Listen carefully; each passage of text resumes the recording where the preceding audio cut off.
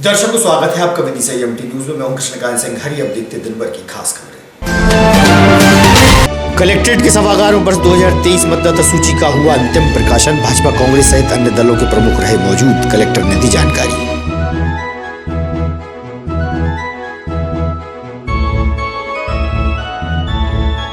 देश की युवा पीढ़ी को जागृति का संदेश देने साइकिल से देश भ्रमण पर निकले ऋषि शुक्ला का विदिशा आगमन पर एसपी ने किया स्वागत।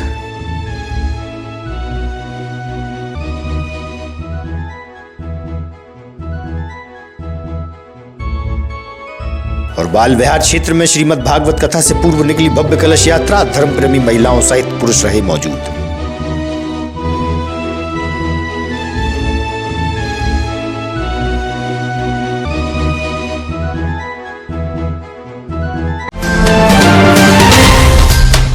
अब खबर विस्तार से। मध्य प्रदेश आंगनबाड़ी कार्यकर्ता व सहायिका के बैनर तले अपनी कई समस्याओं को लेकर कलेक्टर उमाशंकर भार्गव को ज्ञापन सौंपा गया है।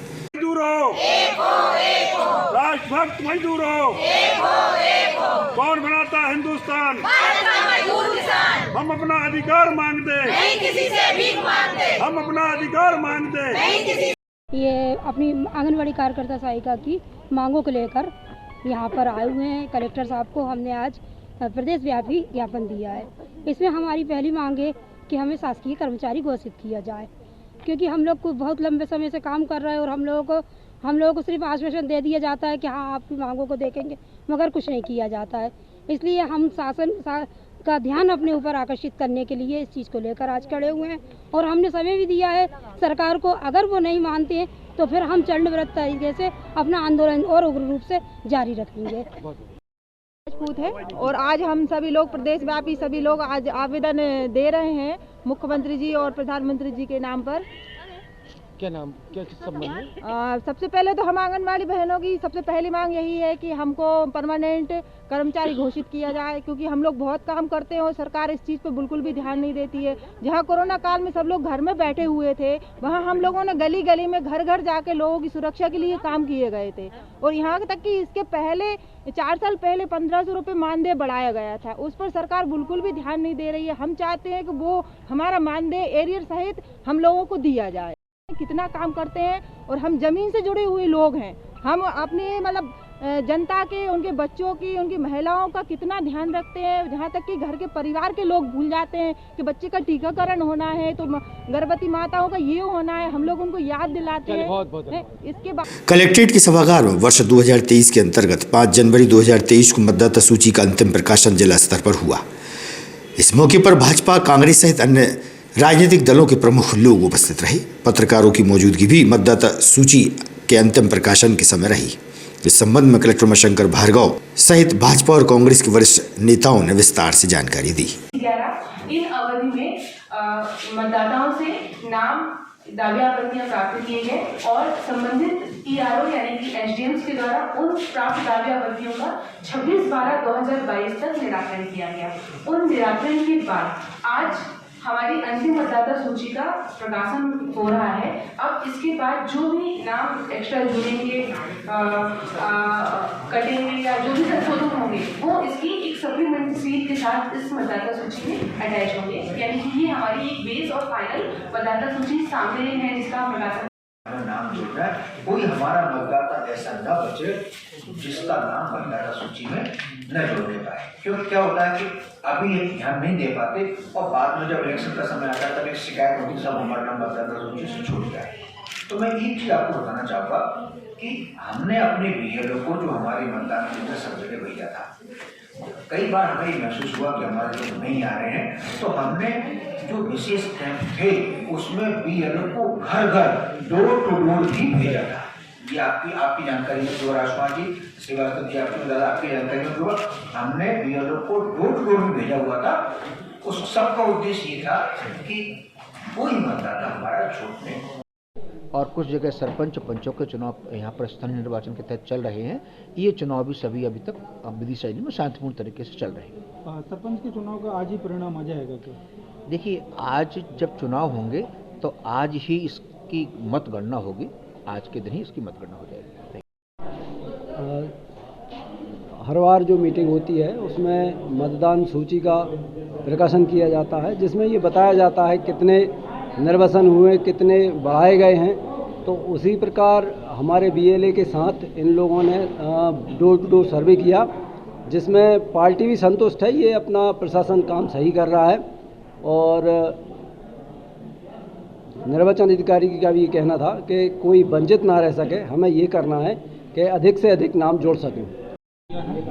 आज मतदाता सूची का अंतिम प्रकाशन होना था, जो 5 तारीख को संपूर्ण मध्य प्रदेश में प्रकाशन हुआ, जिसके तहत पिछले दिनों जो 16 तारीख तक 16-12 तक जो नाम बढ़े थे, उनका पूरी समरी बताई गई कि कितने लोग यहाँ से वहाँ हुए, कितने लोग डेथ हुए, किन नए बच्चों के नाम जुड़े हैं। 18 साल की उम्र के नाम लगभग विदिशा जिले में 55,000 से ऊपर नाम जोड़े गए हैं और 11,000 के समथिंग नाम काटे गए हैं। तो एक अभियान जो चल रहा था उसकी आज पूर्ति हो गई, लेकिन अभी नाम बढ़ेंगे और अभी 1 अक्टूबर 2023 की स्थिति में जो इन बच्चों का जन्म 18 साल के जो हो जाएंगे, उन सब के नाम मतदाता सूची में जोड़े जाएंगे। प्रशासनिक प्रक्रिया में जो भी मतदाता सूची का अद्यतन कार्य हुआ है, क्या राजनीतिक दल उससे संतुष्ट हैं? बिल्कुल संतुष्ट हैं, क्योंकि राजनीतिक दलों के आधार पर ही हम लोगों की बैठक हर महीने तो नहीं, लेकिन हर 2 महीने 3 महीने में एक होती है और हम लोग आकर अपने अपने सुझाव भी देते हैं। और BLA जो हम बनाते हैं, BLO शासन बनाता है, BLA हम लोग बनाते हैं, तो उनके सहयोग के साथ डोर टू डोर जाकर जो सर्वे हुआ है, उसका परिणाम ये हुआ कि 55,000 नाम बढ़े हैं और 11,000 नाम। विदिशा सर्राफ एसोसिएशन व जैन समाज के वरिष्ठों द्वारा झारखंड सरकार द्वारा समेत शिखर पवित्र धाम को पर्यटक स्थल घोषित करने का विरोध स्वरूप प्रधानमंत्री व मुख्यमंत्री के नाम ज्ञापन कलेक्टर को सौंपा गया। उन्होंने अपनी बात मीडिया से साझा की।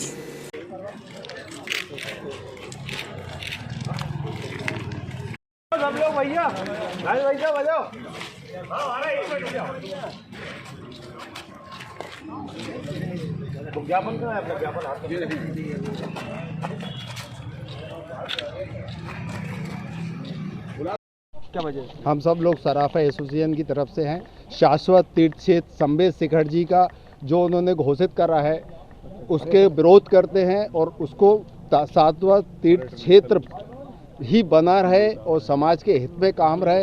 ये दोनों सरकारों ने मिलके जो अभेदपूर्ण कार्य किया है, उसका हम घोर विरोध करते हैं। उसी के लिए ज्ञापन देने केंद्र सरकार और झारखंड सरकार का विरोध करने के लिए हम लोग सब एकत्रित हुए हैं। उसी का ज्ञापन देने यहाँ पे आए। सोनी फॉल, महामंत्री सराफा एसोसिएशन से।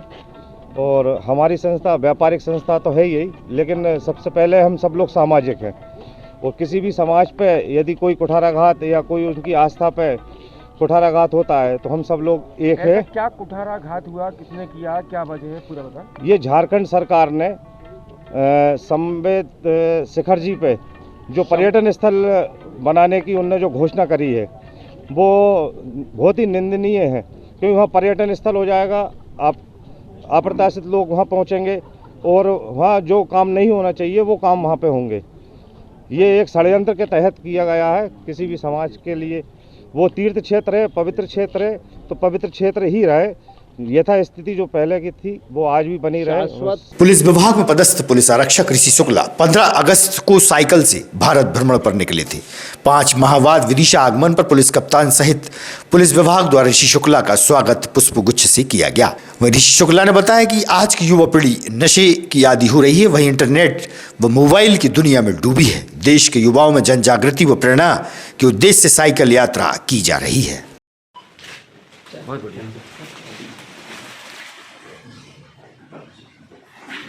ये तुमने हमें खिलाई, ये देखो लो गड़ा की बाइट कर लेंगे। हाथ में पकड़ा देना, हाथ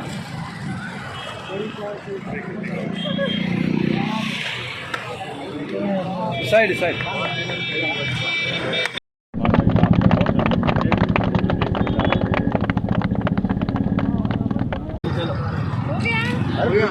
बहुत अच्छा। विदिशा जिले में कार्यरत आरक्षक ऋषि राष्ट्रीय एकता का संदेश लेकर के साइकिल यात्रा पर भारत भ्रमण के लिए निकले थे और 15 अगस्त पर माननीय मंत्री जी द्वारा इनको झंडी दिखाकर रवाना किया गया था। इनके द्वारा राष्ट्रीय एकता और नशा मुक्ति को लेकर के भारत के अनेक भागों का भ्रमण किया गया और इनके जो अनुभव हुए हैं वो हम सभी पुलिसकर्मियों के साथ अवगत कराएंगे और आशा है इनकी यात्रा से अन्य जिलों में, अन्य प्रदेश में जो पुलिसिंग है वो हमें जानने मिलेगी और इनके जो अनुभव से जो राष्ट्रीय एकता को बढ़ाने के लिए जो भी चीज़ें सामने आई हैं, जो हम और बेहतर कर सकते हैं, हम करने का प्रयास करेंगे। इनको मेरी तरफ से बहुत बहुत शुभकामनाएं। आरक्षक ऋषि शुक्ला, पुलिस लाइन विदिशा से एसपी ऑफिस विदिशा में कार्यरत हूँ और मैं आज अपनी यात्रा समापन कर। आपने जो यात्रा की थी साइकिल से, क्या उद्देश्य था और कितने किलोमीटर की यात्रा करके आज आपने समापन किया? ये 13,000 किलोमीटर की यात्रा थी और इसका उद्देश्य था युवाओं को प्रेरित करना कि इंटरनेट का सही इस्तेमाल करें और भारत निर्माण में अपना योगदान दें। जी, आपकी जो यात्रा 13,000 किलोमीटर की जो यात्रा थी, इसमें किस तरीके की आपको जोखिम भरी तय करना पड़ा? कहाँ दिक्कत आई, कैसा आपको महसूस हुआ, कहाँ अच्छा लगा, कहाँ बुरा लगा आपको? जी, मेरा कहना ये है कि यात्राएं करते रहना चाहिए, बहुत ज़रूरी है। लाइफ में बहुत कुछ सीखने को मिलता है और जोखिम रहता है क्योंकि अनजान जगह रहती है तो अलग अलग तरीके के लोग मिलते हैं, तो बहुत सारे तरीके के जोखिम आए, रहने में, खाने में बहुत सारी परेशानियाँ रहीं, तो सरल नहीं था, कठिन था, लेकिन ज़रूरी है करना। कहाँ से निकाले जी, यहाँ से मैं जगन्नाथपुरी भुवनेश्वर साइड गया था, उधर से फिर कन्याकुमारी, फिर मुंबई, फिर श्रीनगर, फिर कलकत्ता पे समाप्त। कितने दिनों की? 141 दिन। इंटरनेट जो बात कही आपने, युवा जुड़े हुए हैं, मतलब लगे हुए हैं, क्या की वजह क्या है, किस तरीके से आप उनको संदेश दे रहे हैं? जैसे हम लोग देखते हैं पुलिस विभाग में कई रेप के मामले ऐसे आते हैं जिसमें जब सर्च किया जाता है तो मोबाइल में बहुत सारी अश्लील सामग्री मिलती है युवाओं के मोबाइल में, और एक सर्वे है कि 70% पोर्नोग्राफी साइट खुलती हैं। अगर आप 100% में से 70% पोर्नोग्राफी साइट्स हैं, तो इंटरनेट का मिसयूज़ ज़्यादा हो रहा है, तो इसलिए मुझे लगा कि ये मुद्दा उठाना चाहिए। इस मुद्दे के साथ विश्व हिंदू परिषद व बजरंग दल द्वारा बाल विहार से भव्य चल समारोह निकाला गया। इस मौके पर पुलिस बल भी उपस्थित रहा। इस वर्ष ये शौर्य यात्रा हमारे नगर में निकलने जा रही है। शौर्य यात्रा में हमारे दुनिया ने शौर्य देखा, सारी दुनिया ने माना, अब ये हिंदू वो हिंदू नहीं रहा। उसके बाद हम देखते हैं जो बाबरी ढांचा बना था 1528 में बाबर के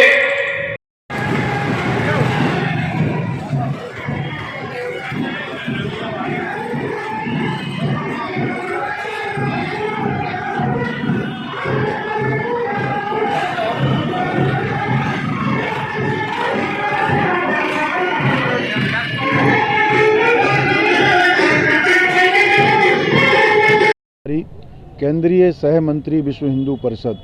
आज विदिशा के बाल विहार में जो आयोजन था उसके बारे में थोड़ा जानकारी दें विस्तार से। आज यहाँ बजरंग दल विश्व हिंदू परिषद के माध्यम से शौर्य यात्रा का आयोजन किया गया था।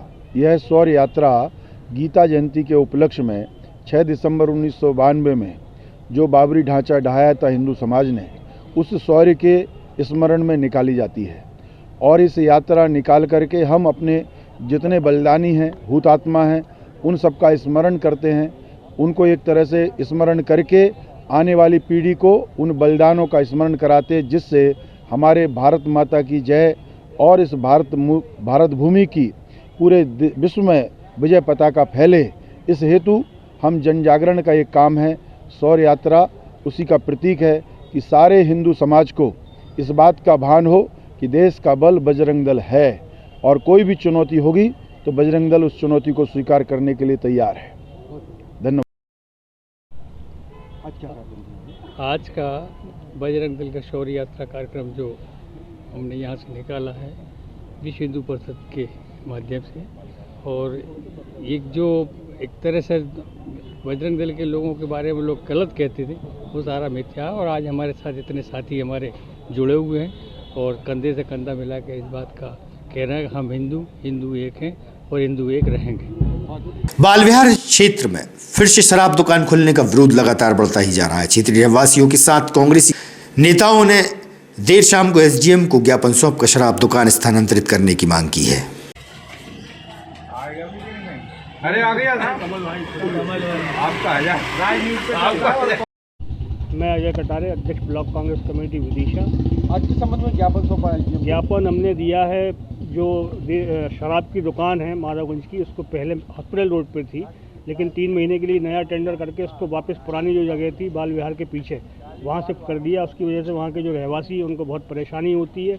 इनके समर्थन में आज हम यहाँ ज्ञापन देने आए थे कि उस शराब दुकान को वहाँ से हटाकर अन्यत्र कहीं भी शिफ्ट कर लें, क्योंकि उसकी वजह से सारा व्यापार चौपट हो जाता है। जैसे तैसे सब्जी मंडी वहाँ शिफ्ट हुई थी, सब्जी मंडी के व्यापारी भी परेशान होंगे और पूरा मोहल्ला वो एक शराब का अड्डा बन जाता है, मोहल्ले के लोग भी परेशान होते हैं।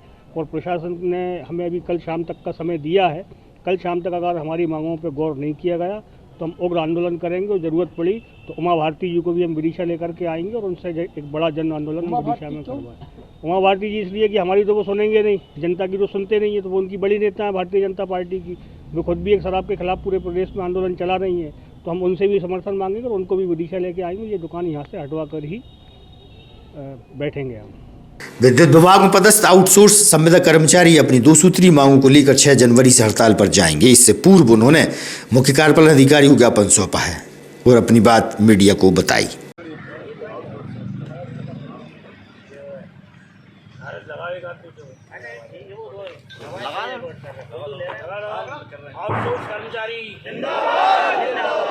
आउटसोर्स कर्मचारी, अरे अध्यक्ष महोदय दौड़ लगाओ। है मैं विदिशा 220 में ऑपरेटर की पोस्ट पे कार्यरत हूँ, जो कि मैं आउटसोर्स के अंतर्गत आता हूँ। और आज हम सभी Madhya Pradesh power transmission company के कार्यरत विदिशा परीक्षण संभाग के व्रत के सभी 10 सब स्टेशन से एकत्रित हुए हैं। सभी ऑपरेटर 220 के भी विदिशा, बासोदा, सरवासा, सलामतपुर, लटेरी, शमशाबाद, रुना, ऐसे गैरतगंज सभी से हम लोग एकत्रित हुए हैं और हमने आकर यहाँ पर हमारी 2 मुख्य मांगों के लिए अपने माननीय श्री कार्यपालन मंत्री को ज्ञापन दिया है, जिससे हमारी जो मांगे हैं मुख्य 2 उनको पूरा किया जाए।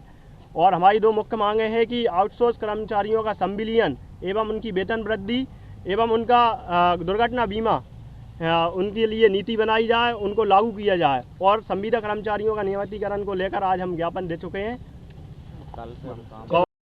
परीक्षण परिचारक संविदा 220 के उपकेंद्र विदिशा से। आज किस संदर्भ में ज्ञापन सौंपा, क्या जी मांगे आपने? आज हम सब लोग हड़ताल के संबंध में ज्ञापन सौंपने एकत्रित हुए कार्यपालन मंत्री जी को, जिसमें 10 उपकेंद्रों के सभी आउटसोर्स कर्मचारी और सभी संविदा कर्मचारी सम्मिलित हैं। इसमें हमारी प्रमुख मांग प्रथम संविदा का नियमितीकरण, और जिसमें मुख्यमंत्री जी श्री शिवराज सिंह चौहान द्वारा 2013 संकल्प पत्र में कहा गया था कि संविदा का नियमितीकरण किया जाएगा। और दूसरी हमारी मांग है आउटसोर्स कर्मचारी जिनको ना वेतन ठीक से दिया जाता है ना कुछ भी, तो इनकी वेतन विसंगति दूर करने के लिए। विदिशा जिले में लगभग कितने ऐसे कर्मचारी होंगे जो आप बता रहे हैं? विदिशा जिले में तो लगभग, यदि मैं लगभग बोला जाऊँ तो यदि परीक्षण संभाग विदिशा में, तो विदिशा जिले के लगभग हमारे 110-120 कर्मचारी जो हैं आज एकत्रित हुए हैं। आप अगर कल से हड़ताल पर जाएंगे तो किस तरीके से काम प्रभावित होगा? प्रभावित काम तो हम लोग लगभग 12 बजे से, लगभग नहीं मतलब 12 बजे से फिक्स हमारी हड़ताल स्टार्ट हो जाएगी। उसके बाद शिफ्ट ए हमारी 8 बजे तक रहेगी। किस तरीके का अव्यवस्था हो जाएंगी अगर आप हड़ताल? यदि कोई ब्रेकडाउन या कुछ भी होता है तो कोई सुधारने वाला नहीं है, इस टाइप से कोई व्यवस्था नहीं हो पाएगी, ब्लैकआउट हो जाएगा, टोटल ब्लैकआउट। स्थानीय बाल विहार में श्रीमद् भागवत कथा से पूर्व माधवगंज क्षेत्र से भव्य कलश यात्रा नगर के मुख्य मार्ग से होती हुई कथा स्थल पहुंची। भगवान श्री कृष्ण के भजनों पर नृत्य भी हुआ। बड़ी संख्या में धर्म प्रेमी महिलाएं और पुरुष शामिल रहे।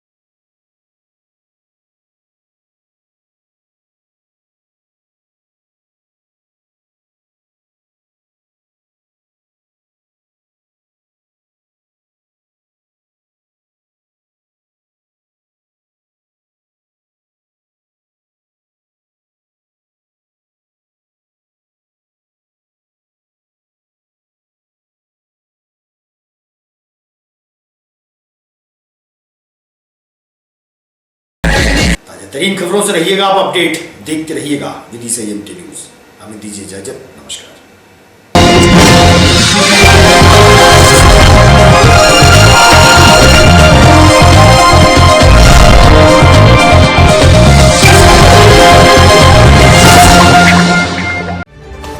खबरों में फिलहाल इतना ही। शहर की ताज़ा तरीन खबरें अब आपके मोबाइल पर भी उपलब्ध है। YouTube पर EMT न्यूज 24/7 को सब्सक्राइब करें और जानें शहर की ताज़ा तरीन खबरें। और हाँ, बेल आइकन को दबाना ना भूलें, जिससे आप रहे हर खबर से अपडेट।